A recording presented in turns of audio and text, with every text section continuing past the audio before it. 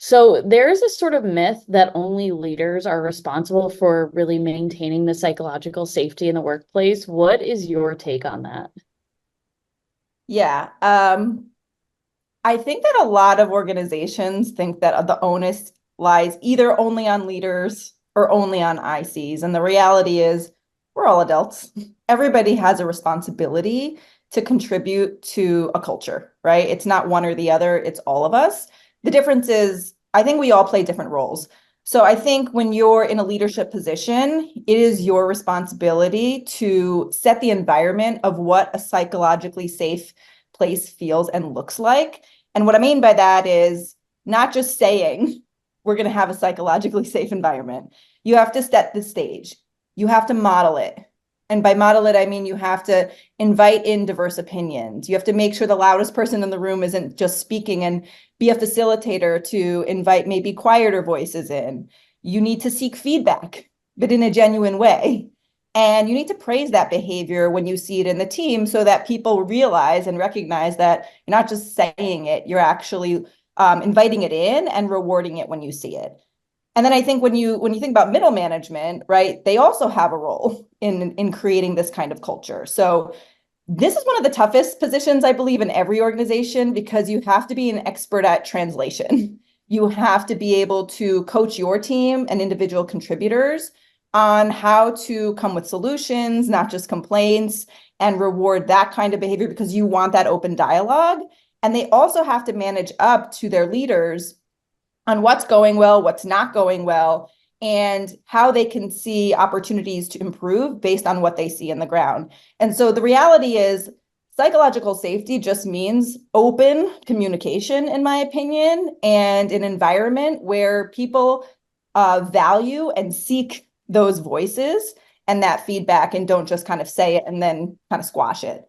And then third is ICs. They also have a responsibility here. I think what I often see sometimes is um, individual contributors kind of putting all the onus on leaders to do all of the things.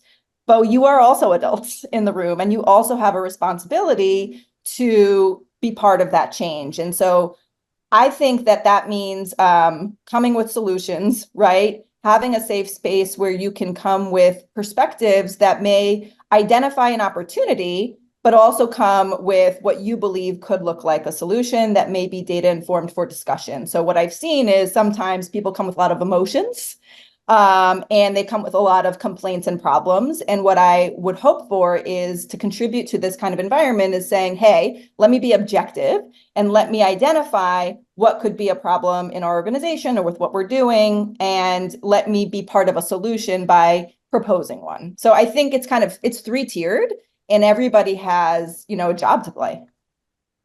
You mentioned how the manager has a ton of influence on his individual team and how they set this precedence for making it psychologically safe. What is it that if a manager wants to make sure that they increase the chance and likelihood of success of making it psychologically safe, if they're trying to figure out how they influence their own team members to also act in the same way so that it can facilitate, that same behavior across the colleagues rather than just having it come from a leader? Is that something that you'd recommend? Is there any guidance you'd have for people trying to, build the culture from an individual perspective as well? Yeah, I mean, first and foremost, nobody's going to think anything is psychologically safe unless there's trust. I mean, like, that's the baseline of everything. Mhm. And that the trust is built on, does this person care about me? And do they have my best interests at heart? So I'd say, before even jumping there, I think a manager's responsibility is to make sure that they have a relationship with their team, that their team really believes that they have their backs, right? And they're listening to them. And then because that relationship is established and there's that deep trust, I think it's much easier to have these open conversations. If you're a new manager walking into an organization, like, that's the number one thing I would invest my time in, because you're starting from zero, right? And as you kind of build what I like to call like more marbles in your trust jar, then those team members will see like, okay, this person does have my best interests at heart. They are representing, opportunities that we are bringing them to senior leadership. Therefore, I'm going to feel more comfortable maybe sharing information that I might otherwise withhold or not share if I think that it's either going to be something that is diminished, squashed, or retaliated upon. Yeah, so let's say you go into an organization, and the organization you're coming into has a poor, unsafe culture, and you wanted to switch it to, a psychologically safe culture. How would you go about doing something like that? Yeah, I think there's a couple of things. So one is spending time with each of your new employees one-on-one, right? Understanding who they are as a person. Usually in those psychologically unsafe environments, it's very heavily focused on numbers, revenue, business, and the human component has been entirely stripped out. And so it would be a welcome surprise to say, hey, let's not talk about like goals, metrics, whatever. Who are you as a person? What do you like to do? How do you like to receive feedback? Really focus on them as an individual, because I guarantee nobody's really had that conversation if it's one of those environments. That's number one. Number two is building a team culture. So kind of doing team building activities. I really love StrengthsFinder because I think it focuses on the positive aspects of what each person brings uniquely to the table and how we can lean on each other. So for example, I've done this with several of my teams, and you find out what each person is uniquely gifted at, and then you can do an exercise where you can essentially ask each person to say, hey, what's one thing you would, go to this person when you're, struggling with something, and lean on each other, because we're not all going to be great at everything. And so it starts to really kind of bring together the team and understand who each person really is. I also, especially when we pivoted to remote in the beginning of COVID, did little things like bringing my team together on Fridays and have weekly wins, right? These could be really small things. They don't need to be these massive, like, I launched a new product. It could be, I, got feedback from somebody on this product brief and I felt really great about it, whatever. Or you could be shouting out someone else. The point is to build that thread within the team and really focus on those positive things that happen on the day-to-day to build confidence and camaraderie. And I think it's a lot of different things like that. I don't think there's a one size fits all, or like, here's your silver bullet to build that culture.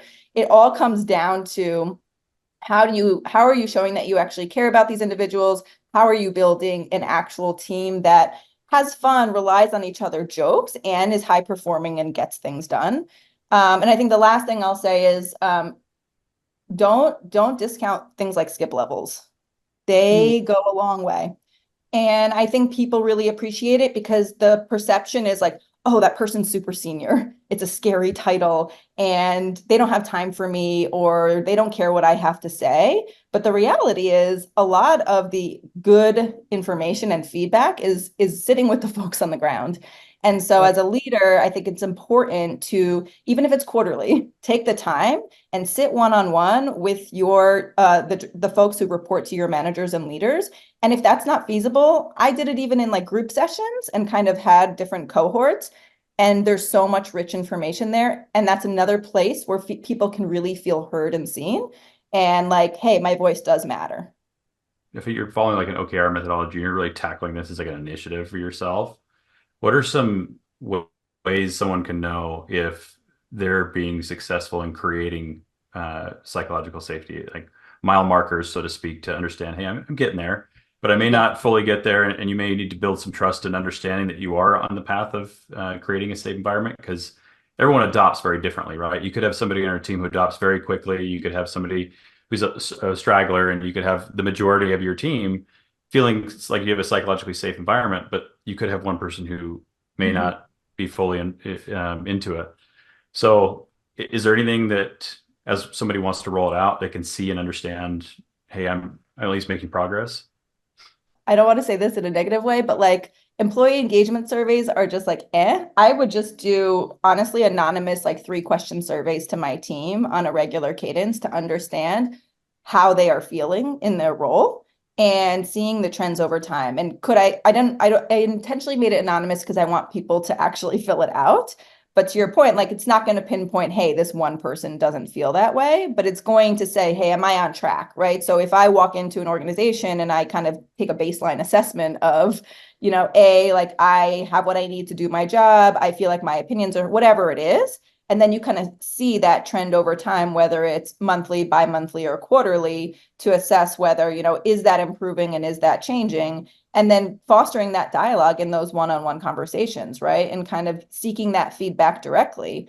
How are you feeling about this? Do you feel like things are changing? Because people may or may not always be honest in a survey, but if you then built that trust and that relationship, I think they'll be willing to give you that feedback because they've already seen that you've invested the time and effort, and it's not just for the sake of like, hey, I'm going to check the box and ask you for feedback.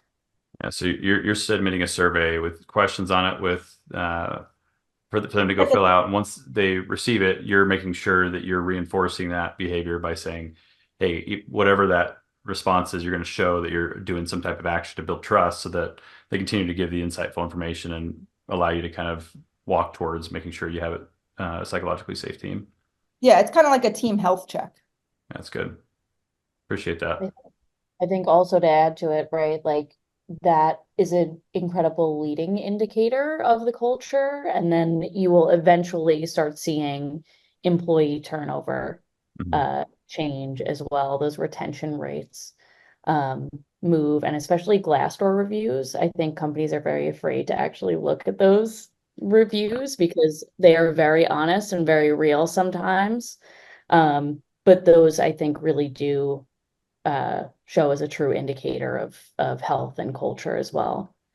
Tara, it's all of us have come from tech or are still in tech, and it's been a really, really weird time, right? Like there is a lot of fear, a lot of anxiety because of the layoffs that have happened. So do you think tech has a chance, number one, culturally, and number two, if you are speaking, you talk to a lot of people, right, who work in tech, want to work in tech, but they have a lot of fear around it based on the current environment. What would you tell somebody if they came to you and they were looking to get into tech, or if they were thinking about leaving it based on the current environment?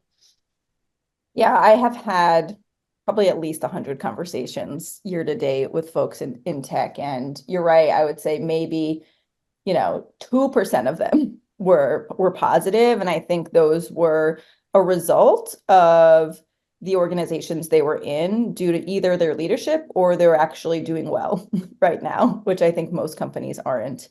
I think the reality is your manager and your leaders matter more than everything. And so it's really difficult to suss out, I think, when you're interviewing, you're trying to enter tech, hey, what is the culture of the entire leadership team or the entire organization?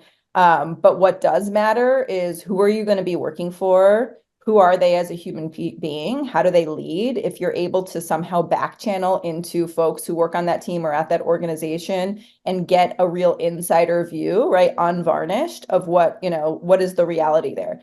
Here's the thing. I think people are also like thinking the grass is greener and that something is going to be absolutely perfect. And that's also not reality.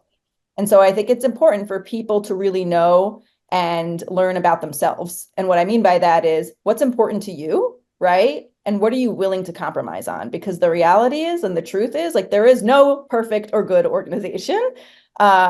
Where do you prioritize your needs? And that will shift over time in your career and in your life, right? So sometimes you may say, hey, all I care about is who I'm working with. I don't care what I'm working on. That doesn't matter to me. Maybe that the role is not as important. Maybe life changes in your personal life and you're going to reprioritize that. I don't know. But I think the thing I see more often than not with folks who are looking to either shift jobs, enter tech, or honestly get a job after a layoff is they're not clear on what they want. And that's the most important thing to get clear on, both in terms of what's important to you as a person in the organization and what do they uniquely bring to that organization, and then seeing, do those things align, right? Because what I think I see the most is people are burnt out and unhappy, and that is rooted in their values not aligning to the company values. And so you have to be really clear about what you care about and then really discerning about where you go work. And if those two things align, you're golden. But if they don't, and you're seeing those red flags, that's usually when that leads to I'm not happy, whatever it is, 6 months, 12 months in. When you did the exercise to determine what it was that you was most important to you to kind of align to, what you should be doing for your own personal gratification, what exercise did you do to kind of determine what was most important to you? Yeah, it's a great question. A lot of executive coaching and therapy. I think and writing. I think it's hard to just kind of like put yourself in a room and say, it will come to me. I think there's a lot of processing that needs to happen, and every person processes differently. So I'll tell you about like how I process. I need to verbally process a lot. Mackenzie knows this. So I have to like talk everything out. Some people need to kind of go inward and kind of be alone and think about their thoughts and then kind of get really crystal clear on it. I need to talk literally about everything in kind of all the jumbled, nonlinear ways to get to the realization that, oh, actually, as I reflect on my career to date, this is actually what I enjoyed. This is where I found fulfillment. And this is what really drained me of my energy. And I think that it's also hard to listen to that. And so for me, I think I finally got clear on that in the past year, but I internally knew it for the last 5. And I think what's hard is the environments around us and our own personal conditionings throughout our lifetime and our career kind of, I would say, influence us to go against our inner intuition or what we already know. And so that's where I would say find trusted, friends, colleagues, etc. If that's the way that you process, and ask them like, hey, what do you see as my unique strengths? Like, where do you see these things? And then you have to ask yourself the question of, when I think back, what really kind of gave me energy in what I was doing, and what did I absolutely not like, and when I had to do that thing, I was like, not that great, right? And what were environments where I was really thrived, and what are the kind of people that I like to be around, and which weren't. And so I think it's just a lot of introspection. It reminds me, I had a colleague once teach me about rubber ducky debugging, because I am somebody who needs to like talk through my own problems, and then I come up with solutions through conversation, just like you, Tara. And I think I recall being in a meeting with the two of you strategizing on something over in structure, and it being just a conversation to get to where we were going.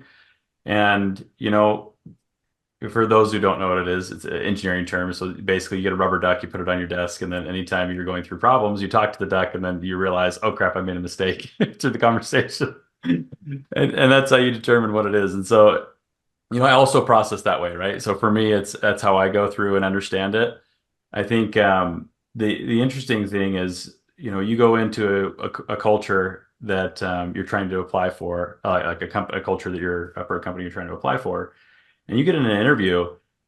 I find it tough sometimes to detect if it's a good culture or not, and there's so many nuances to really understand in terms of personalities between interviews. If you have a panel, you can probably see it a little bit more than if it's a bunch of individual interviews.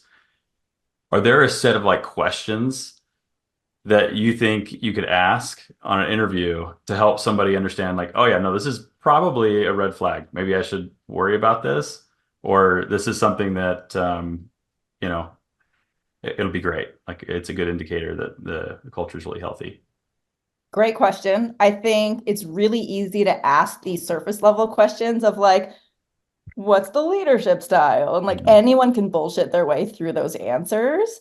But what I think they can't BS their way through is, the behavioral questions. So things like, how do you guys make decisions?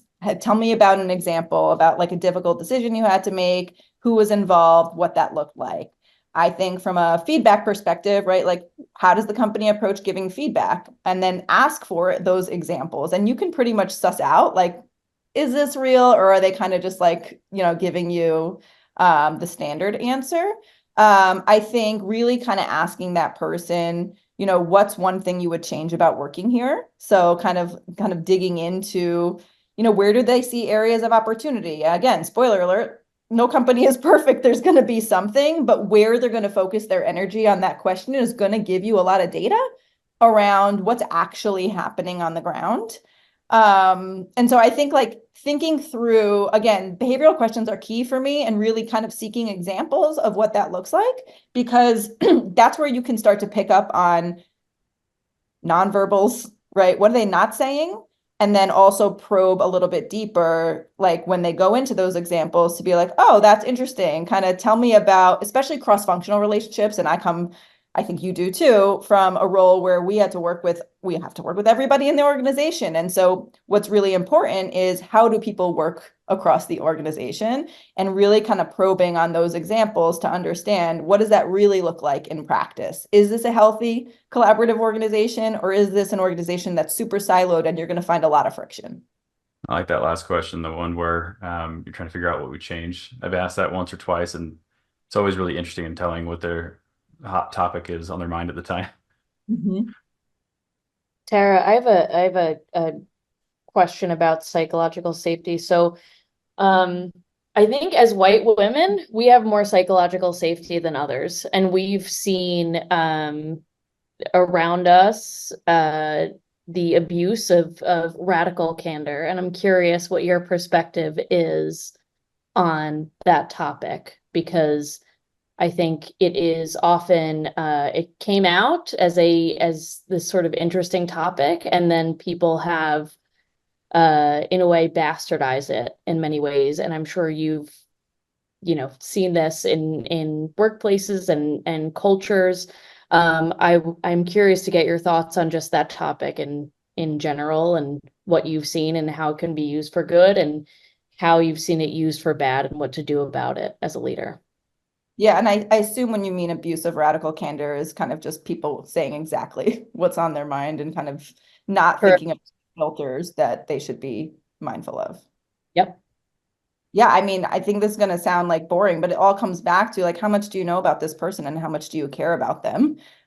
Because I think that, yes, the term radical candor has been a little bit weaponized, but I think the other aspect of that is to do it in a really kind way, right? And so to be candid doesn't mean be unkind, unempathetic, and without context of where that person is coming from, what they may be bringing into the organization, personal experiences, past professional experiences.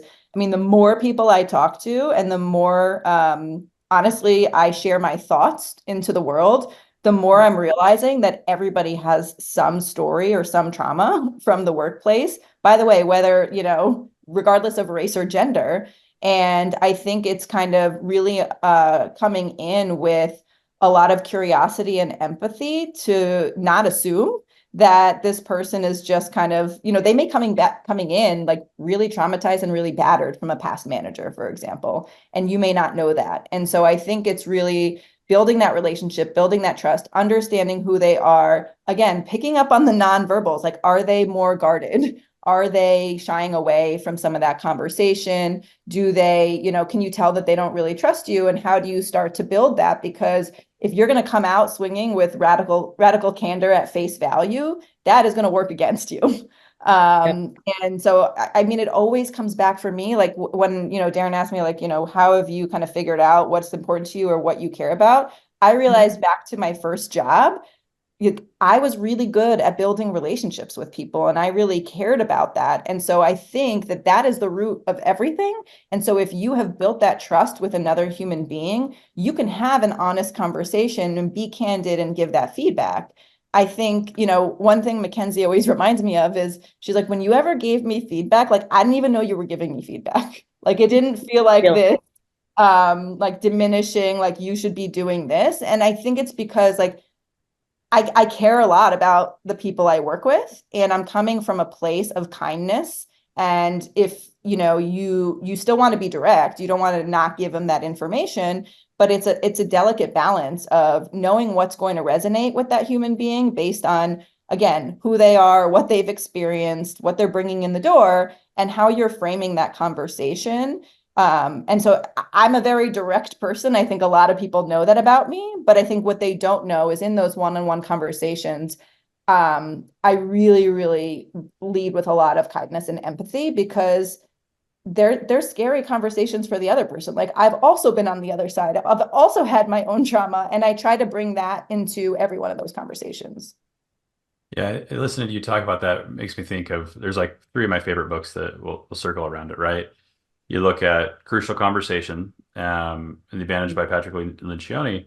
I look at those two in correlation with Radical Candor as being like a pyramid to success, right? You start with crucial conversations and you start with the end in mind. You're trying to figure out where you're trying to go. You're aligning. You understand where their objective is that they're trying to get to. You kind of find an alignment, trying to go through that conversation without ego. And then, in order to build trust, like you mentioned, sometimes it just takes getting to know each other and spending time together, right? And you have like a lot of personal connection with people that you spend time with. And going to remote work has been difficult to build that connection, I think, in a lot of companies. But if you can bridge that gap to making people feel included. When somebody feels like they're part of a tribe, that's where they're feeling like they trust, right? When you look at people who, go to battle together, they're going to build trust because they know you have each other's back. So there needs to be some type of proof in the pudding. Some of that could be getting to know each other, and then other parts of it could be team building and spending time together and showing that you're true to your word. Because I think one of the things that's allowed me to lose trust in somebody very quickly is when I'm told something and then something's completely different.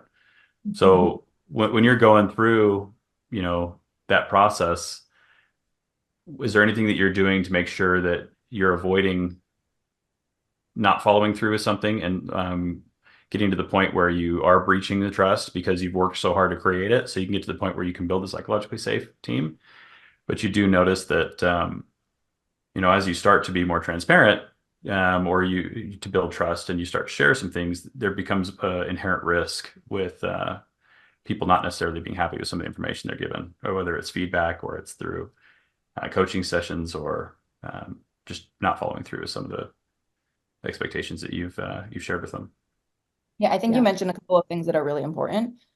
One is a lot of times leaders and managers will have it's like a one-sided relationship. Like they have the perspective of what that person should or shouldn't be doing and what is good for their career. And rarely will people actually sit down and ask that person, what's important to you? What do you want out of your career, whether it's here or somewhere else? And how can I be of support for you? And so I think it's like, yes, getting to know the person, absolutely, and building that relationship. And to your point, like putting the proof is in the pudding. Like, what are you actually doing to build that trust? And are you actually showing that you care about them and you want to support them? Are you understanding what they want? Are you creating opportunities for them? Because in a position of leadership, it is your job to kind of help them and create some of those opportunities. And it is their job also to be responsible for their career progression. I think the second thing you mentioned that was really important is understanding what gains and loses, trust on both sides. You said it, yours is different than mine. Mine is like, what loses trust for me is when people say they're going to do something and then they don't, because accountability is very important value of mine. And so I'm very clear about that. And so when that stuff, it's like little things, and then they erode trust, where then you get to a point where you're like, oh my God, is this person performing in their role? But I think it's important to be clear up front from both perspectives of what gains and loses your trust. When I was at a company where I was hiring like absolute crazy and I had to onboard 1 million leaders in like a span of 3 weeks, what I ended up doing was writing kind of, a working with me doc, because not to say I didn't onboard and spend time with each person, but I was like, how can I scale some of this information and have them understand where I'm coming from, and vice versa, as quickly as possible, in addition to spending time. So I wrote one, I asked my leaders to write one, and in there was like, what are the most important things to me? So for me, it's communication and alignment. I feel like in my role and in product, if you don't have those, like dead in the water. And then what gains and loses my trust. And I wanted to know that from all of my directs as well. So I think it's really important to know that up front, because if you don't, if you're not setting up the relationship for success, those micro things just start to build on each other to a point of then it's like becomes so big. You're like, what? You're, one or two people in that relationship are just like so annoyed. And honestly, this translates into your personal life too, right? It's like those little things that just build with friends, with partners, with family. So true. I can see you're thinking of that. Yeah, my wheels are turning. Tara, one thing that I really, really admired about you when you were my manager was that you showed up as yourself, right? And so far, you've talked a lot about knowing what other people care about and understanding them. But I think the best thing about working for you was you showed up authentically. And I think a lot of leaders go about leadership sort of as like a brick wall, right? Of like, I know everything, I can be everything, I can do everything. And, yes, I'm here to serve you, but I have absolutely no faults or flaws. So can you talk a little bit about that approach that you took to leadership? I don't know if it was conscious, or subconscious or otherwise, but I would love to hear more about that. Yeah, I don't think it was conscious. I think it's just who I am. But authenticity is a real value of mine. And at the same time, I feel like that word has also been weaponized because people talk about it a lot, but don't actually act that way. Um, I think that there's a fine line between what you share with your team, right? To be authentic and or vulnerable and not. So I'm not going to come in and kind of share like, oh God, things are really bad, right? Like we got to figure this out. But I am going to be a human being and say, I was really honest with my team. And they also were very empathic people and could pick up on, when things may have been hard. And I also feel like I don't see titles as hierarchical. I see us as a team that supports each other and figures things out. And so if I was able to say like, hey, this thing is really hard right now and I'm not sure how to go about it, that actually invited people in to say, hey, how can we help? And I got more perspectives and thoughts that I otherwise wouldn't have had. And I'm very much like I'm not a solo person. I don't like doing like only work on my own where it's like, some people are really, really energized by getting a project and going deep by themselves. I am not. I need to process things out loud. I like to work as a team. Granted, the team is strong. That is, it's like, I don't want the whole college project where I'm doing everything, but I want to be able to riff with other folks and kind of say, here's the problem I'm trying to solve. I'm stuck on it and it's hard for me. And that was, I guess it was subconscious, Mackenzie, but what it did was it helped my team really kind of rally around problems and we ended up really collaborating together. Right. And I think that subconsciously it built trust because they were like, oh, it's not this brick wall senior leader who knows how to do everything. And here's the thing, like the reality is no one knows what they're doing. And I remember talking with a mentor, not to be named, but through one of the VC firms, I got to talk to this very, very prominent and senior person who just took a very, very public CPO role. And I'll never forget what he said to me. And he was a white male. And he said, the truth is, none of us know what we're doing. We're all figuring it out as we go. And I'm like, Very wait, true. he's saying this? Okay, cool. Yeah. That's the truth, but no one's willing to admit it because we are rewarded, praised, hired, and promoted on this whole like this person, is like proven and they know exactly what they're doing and they come with this playbook. And I'm not saying don't be good at your job and kind of say I don't have the answers, but it's okay to sometimes say I don't know, I'm going to find out, or be honest about something. And I think that shows honestly more integrity and more character because people know how to read people. We're human beings. Yep. I No, couldn't agree more. I Yeah. love listening to that because like you both embody that type of behavior in my time working with you. And I feel like that level of transparency and collaboration led to me being involved in so much of your guys' work when I was there. And then Mhm. also learning so much about product management in the process, like going through a lot of that with you that I wouldn't have otherwise had exposure to. So there's a ton of value in that type of behavior and also translating and upskilling the rest of the organization. Because as you start to collaborate and you start to share your best practices and be vulnerable about certain areas, people like that feeling of helping, Yes. just like physiologically, right? And then they're more open and receptive to receive from different areas because they like to be able to be helpful and they're more willing to be receptive to your opinions after you've given something to them.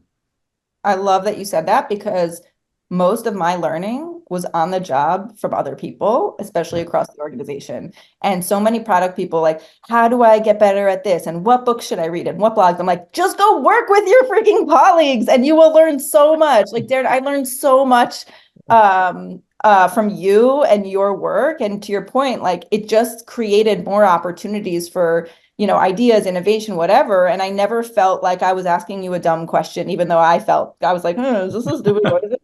And you were so helpful in that moment. But the reality is you're not going to learn unless you start doing and you start collaborating and getting, especially from a product perspective, like go become best friends with your go-to-market counterparts. Like go be their best friend and you will learn everything you need to learn.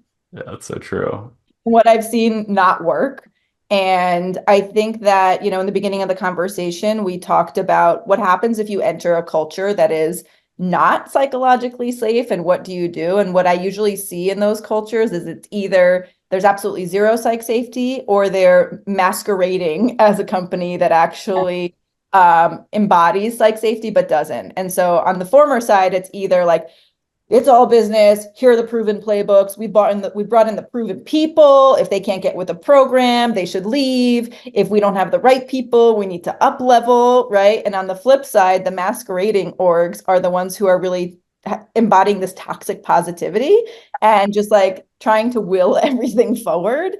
And so in both of those scenarios, you're not solving the root problem at all. And I for a fact know that these organizations are still struggling and I'm not surprised. Right. And so one of my this person I learned a lot from in my coaching program, I think he says this one sentence and it's so simple, but so powerful.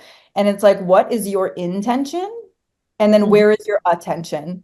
And in every one of these organizations, their intention is to successfully change or do something or innovate or fix some problem. Yeah. But where their attention is not on that.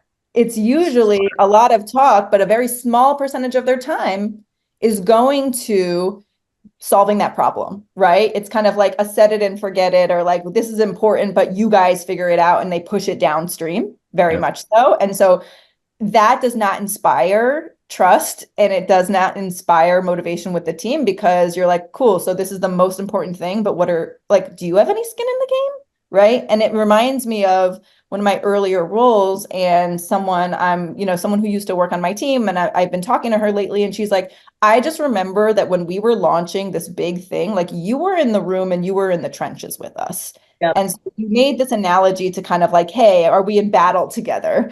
And I think what I've seen is this chasm between leaders and ICs that has never been wider, like never been wider. The distrust is so strong and it's been eroded so far that it's really, really difficult to repair. And the reality is like, how much time are you spending with your team? How much effort are you actually putting into the thing you're saying is the most important thing? And what skin do you have in the game, right? Because if you're not actually walking the walk, people see it. They see it. Yeah. And then that just erodes trust. And then you're like, well, why should I care about this? It's funny. Like it's very similar to like the intent-based revenue operations framework I've been working on and sharing, where it talks about focusing on the outcome you want and not necessarily the task is like a big piece of it. Where I think so often you get caught up in somebody's I would say energized focus on a particular area of the business where it's not necessarily where the business should be focusing, and that's not necessarily where the biggest impact can be. And I think it's really hard to be able to hold your leadership team accountable to say, hey, listen, I know you want me to do this, but a lot of that comes from like the exercise of understanding the impact of your work. And I think a lot of people undermine their work, at least, our generation. I think you look at the work that you're doing and it's work. You don't really think about the impact it brings on like the revenue or the overall business health as a whole. But it's pretty impactful, every piece. Otherwise, those jobs wouldn't exist, right? And so when you're looking at understanding the value of your work, this is one of the exercises I ask my team to do is put together a brag book. And it's less about me and it's more about them being prepared for understanding that they understand their own value. They can articulate the values. So if it comes up for a promotion or it comes up for understanding things, I think that behavior, if they can get behind it, truly unlocks their ability to feel more confident in their role, to feel like they understand their values. They're more happy when they go home, because there's nothing that breeds, toxicity worse than going to work feeling you're not doing anything and then coming home. And then having the information to be able to support your, career growth opportunities. I don't know. Do you do anything like that, or do you think there's value in the majority of teams? That's because I'm speaking from an operational perspective, doing something similar that helps kind of breed that I love trust and understanding. I love that because I think every person should understand what value they bring to the organization. And I think the quicker that each person can learn that A, this is a business, Yeah, and B, what is your role in contributing to this business, the more successful they will be. And I think the people who struggle the most are the ones, and I'm coming from like this, product and engineering lens of like, why are we talking about revenue? I'm like, do you not understand how businesses work, right? yeah, So and I think the people who shy away from like having more business acumen and being able to position their work in that lens are going to struggle the most. So I love that you do that and you're teaching them to fish on their own. I think a lot of times everyone is expecting the leader to put together this big case on behalf of that individual. And that does two things. A, it doesn't teach them how to basically make a case, like a business case for themselves. B, it doesn't kind of promote building this inner confidence. And so I have a coach, this is reminding me, I have a coachee right now that they are really struggling because their confidence comes from this external validation of a CEO saying, you're doing a great job. And so what happens when that CEO stops saying that, or B, that person goes somewhere else? yeah. It's very dangerous and can be detrimental to that person. And so I love what you're doing where you're starting to build that early on in people's careers to know like, I am like valuable and here is my worth and here's how I can talk about it. I love Yep. that. I think, yeah, quantifiable goals play a huge role in psychological safety, which is why I can say, and I don't know if this is across the board, but coming from the go-to-market side of the business and sales and customer success, it felt like much more of a team sport, which is interesting because we each carried our own book of business, or our teams carried their own book of business. So it shouldn't feel like that. But there was much more psychological safety because I knew my team needed to hit a certain renewal and upsell number, and that was it. It was very black and white, where product and engineering, tell me a product and engineering team that you all have met or worked with where it's every team has this one singular quantifiable goal, which I think to Tara's point, right? Like if your feelings about your work are solely based off the opinion of one person, that is so delicate and fragile. And how can you have psychological safety? Because you also have no control over your destiny, right? Because you don't have this singular number that is what is good, what is bad. And that creates a tumultuous and often not psychologically safe environment when your impact or your performance or your job safety is based on the opinion of one or a couple of people. That's why I think it's so important to get a coach or something if you're struggling with understanding your own personal value. Because if Yep. you don't, when you're laid off one day, everyone reaches a point there where they see a down point in their career, and you attach that validation to that experience or that job, and you're not happy with yourself. That destroys you from a personal level. It takes a while to build that back up. And if you have the own personal validation that you are valuable, you are successful, you understand what that means, and you can quantify it for yourself, you're a lot less likely to have a downfall, a mental status upon a situation like a layoff. Yeah, it builds resilience, right? And Yeah. so if you've now attached your identity and your value to this one organization, this one role, this one person, and that falls apart, which inevitably, we're all going to experience that at some point in our careers, like it can be detrimental.